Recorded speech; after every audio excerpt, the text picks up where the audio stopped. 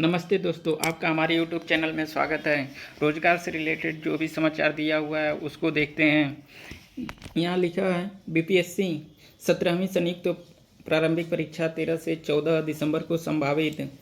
आयोग ने आवेदकों की संख्या अधिक होने से परीक्षा तिथि में संशोधन किया। 3 लाख से अधिक पंजीयन आवेदन प्रक्रिया जारी। आयोग पीटी के लिए आवेदन प्रक्रिया जारी है। अब तक 3 लाख से अधिक अभ्यर्थियों ने पंजीयन करा लिया है। यह संख्या और तेज़ी से बढ़ेगी। परीक्षार्थी 18 अक्टूबर तक आवेदन कर सकते हैं। इस परीक्षा के माध्यम से बिहार सरकार के अलग अलग विभागों में 1957 पद भरे जाएंगे। 17 नवंबर को पहले तय थी संभावित तिथि। पहली बार बीपीएससी में 1950 से अधिक रिक्तियां आई हैं। इसमें लिखा है बिहार लोक सेवा आयोग 17वीं संयुक्त प्रारंभिक परीक्षा 13 व 14 दिसंबर को संभावित है। आयोग पहले यह परीक्षा 17 नवंबर को आयोजित करना चाहता था। इसका प्रस्ताव भी भेजा गया था। हालांकि इस बार 17वीं संयुक्त परीक्षा के लिए सबसे अधिक पदों की परीक्षा आयोजित की जा रही है। इतिहास में पहली बार 1950 से अधिक वैकेंसी आई है। आयोग के सचिव सत्य प्रकाश शर्मा ने बताया कि परीक्षा में आवेदकों की संख्या अधिक होने की उम्मीद है, इसलिए परीक्षा की तिथि में संशोधन किया गया है और दिसंबर में कराने के लिए जिला अधिकारियों को पत्र लिखा गया है। इस परीक्षा में लगभग 7 से 8 लाख उम्मीदवारों के सम्मिलित होने की संभावना है। इस परीक्षा तिथि के लिए जिला स्तर पर परीक्षा केंद्र की आवश्यकता है। परीक्षा केंद्र को लेकर बीपीएससी ने सभी जिला पदाधिकारियों को पत्र लिखकर 18 अक्टूबर तक परीक्षा केंद्र चयन की जानकारी मांगी है। जिला अधिकारियों को कहा गया है कि परीक्षा केंद्रों पर बाउंड्री, लाइट, पानी, बेंच, डेस्क, शौचालय, प्रत्येक कक्षा में दीवार घड़ी आदि की उपलब्धता अच्छी स्थिति में हो। साथ ही परीक्षा केंद्रों पर आवागमन की सुविधा सुगम हो। आयोग के मापदंड के अनुसार सरकारी एवं निजी प्रतिष्ठित शिक्षण संस्थानों का चयन निजी कॉलेजों को छोड़कर केंद्र का चयन करना है। आयोग ने जारी पत्र में निर्देश दिया है कि परीक्षा के दौरान 3 फीट की बेंच पर मात्र 1 परीक्षार्थी, 5 फीट की बेंच पर मात्र 2 परीक्षार्थी को बैठने की व्यवस्था की जाएगी। एक बेंच से दूसरे बेंच की दूरी कम से कम 3 फीट रखी जाएगी। बता दें यह परीक्षा 30 से अधिक जिलों में आयोजित की। इसमें अगले खबर है रेलवे पर्व बाद परीक्षाओं का दौर। जो भी दिवाली, छठ पूजा आ रहा है उसके बाद रेलवे ने अपना परीक्षा के जो विभिन्न पद थे उसका परीक्षा का कार्यक्रम आयोजित कर दिया है। उसके बारे में दिया हुआ है, अधिसूचना जारी कर दिया है। इसमें लिखा हुआ है तकनीशियन भर्ती परीक्षा 16 से 26 दिसंबर के बीच कराई जाएगी। यह परीक्षा 14,258 पदों के लिए होगी।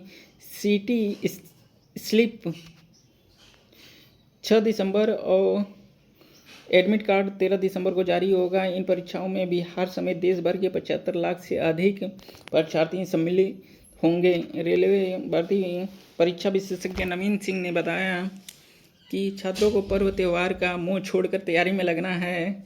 अभी से एक दिन में कम से कम 2 प्रैक्टिस सेट बनाने का प्रयास करना होगा। इसमें आगे बढ़ते हैं। ये रेलवे भर्ती बोर्ड आरआरबी ने सोमवार को परीक्षाओं का शेड्यूल जारी कर दिया। पर्व त्यौहार के बाद यानी नवंबर के अंतिम सप्ताह से लगातार दिसंबर तक की परीक्षाएं होंगी। इन परीक्षाओं के लिए 75 लाख से अधिक अभ्यर्थियों ने आवेदन किया। वेबसाइट पर परीक्षा तिथि, एडमिट कार्ड और परीक्षा सीटी स्लिप की जानकारी होगी। एएलपी भर्ती परीक्षा 25 से 29 नवंबर तक होगा। बस सिर्फ 4 दिन आपको मिलेगा इसके लिए।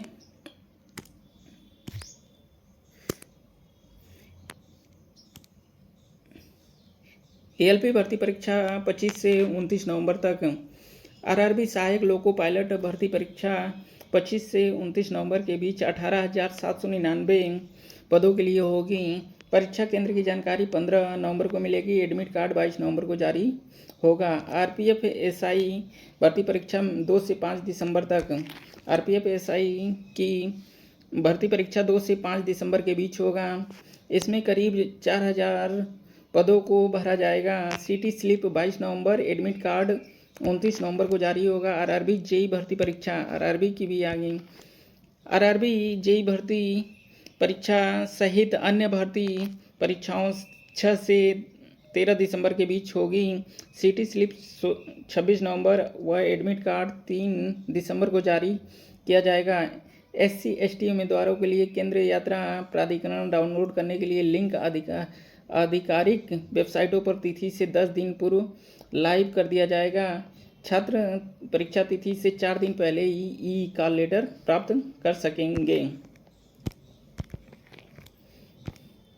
चलिए बढ़ते हैं, अगला खबर क्या दिया हुआ है विद्यार्थी जीवन से जुड़ा हुआ उसको देखते हैं।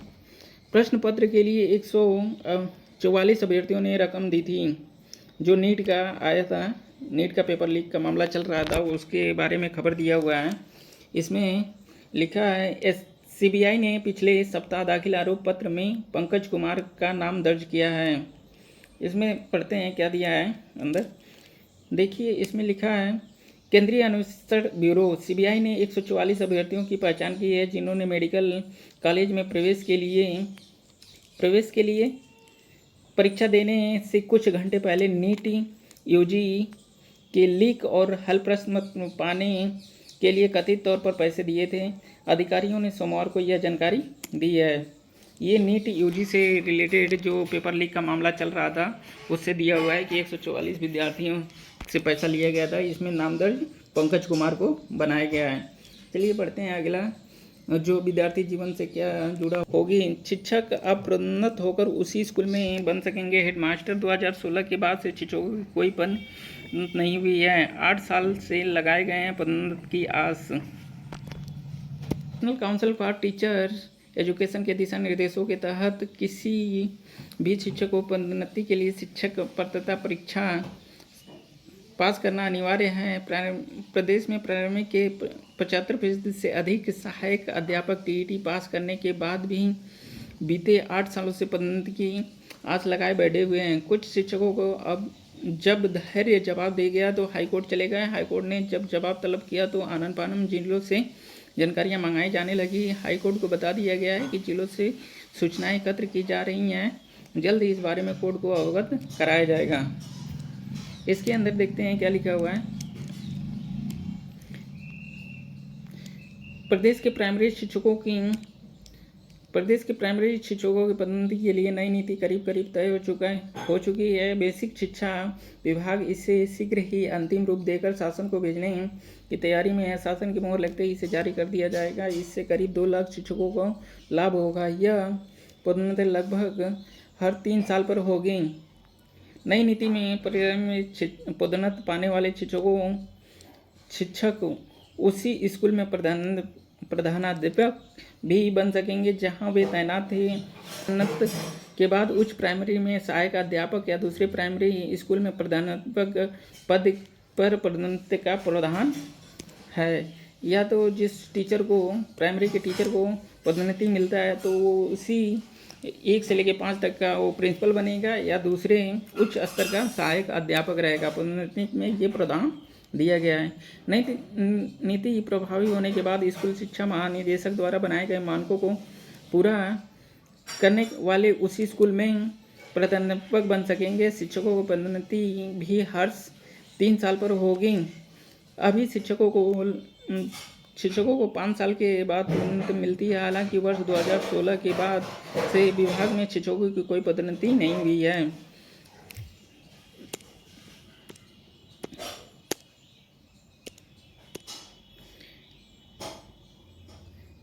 तीन साल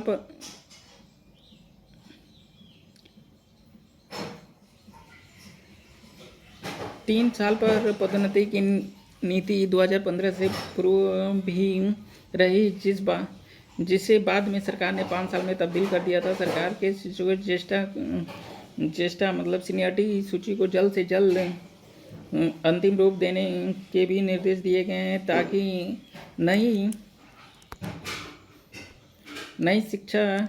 नई नीति को मंजूर होते ही पदोन्नति की प्रक्रिया उसी अनुसार शुरू की जा सके। प्राइमरी शिक्षकों की ज्येष्ठता सूची का प्रकाशन लंबे समय से लटका पड़ा है। तो ये था विद्यार्थी जीवन से जुड़े खबर। इसमें शिक्षकों को पदोन्नति मिलेगा, तो इससे क्या है कि कुछ टीचर की वैकेंसी भी खाली होगी। जो छात्र डीएलएड और बीटीसी का प्रदर्शन कर रहे हैं उनको मौका मिलेगा कि और ज़्यादा से ज़्यादा वैकेंसी आएगी, या जब भी भर्ती आएगा तो आराम से वो टीचर बन सकते हैं। तो ये था दोस्तों ये विद्यार्थी जीवन से जुड़े खबर। यदि आपको अच्छा लगे तो मेरे चैनल को सब्सक्राइब करिए और लाइक करिए। ऐसे ही ऑथेंटिक खबर पाने के लिए आप मेरे चैनल को प्लीज़ सब्सक्राइब करिए। पूरा वीडियो देखने के लिए धन्यवाद।